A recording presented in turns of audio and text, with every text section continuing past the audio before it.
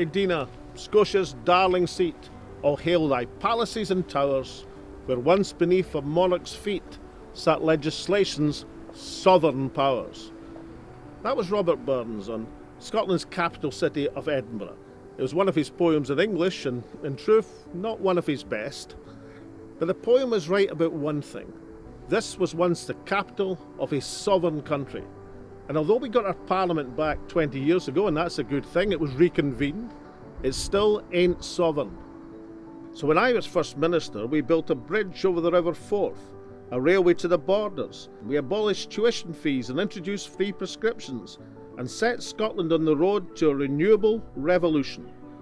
These were all good things, but it's still another parliament, this one, on the banks of the Thames, which is sovereign and still calls the shots. That's why Scotland is now out of Europe. Poverty still stalks this land, and why nuclear weapons still contaminate the River Clyde.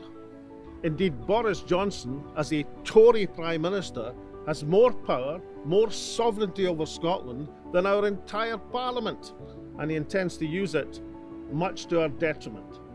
This election can change all of that. We have the opportunity to propel Scotland towards independence, and this is how it works.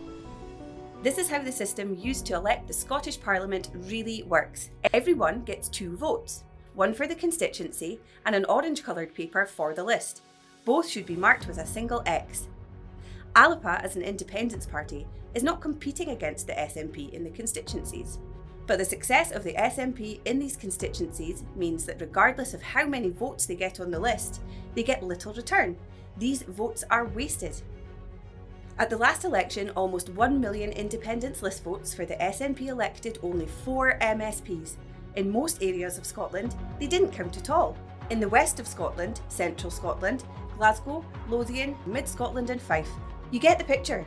Not a single SNP MSP was elected on the list, despite the SNP topping the poll in all of these regions.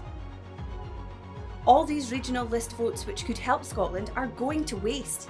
Voting Alba doesn't split the independence vote, it strengthens it. This is Scotland's independence opportunity. The more people that vote Alba on the list, the stronger Scotland's Parliament becomes to stand up to Westminster and insist on progress towards our independence. Alba tilts the balance in Scotland's favour. So on Thursday, May 6th, on the regional list, vote Scotland, vote independence, vote Alba. So votes for Alba on the list will elect a supermajority of MSPs, women and men committed to Scottish independence, to face down Boris Johnson. It will be a declaration for Scotland, a declaration of sovereignty, just as powerful as the one from Arbroath which defended Scottish independence some 700 years ago. So on Thursday, May the 6th, and on the regional list, vote Scotland, vote independence, vote Alba.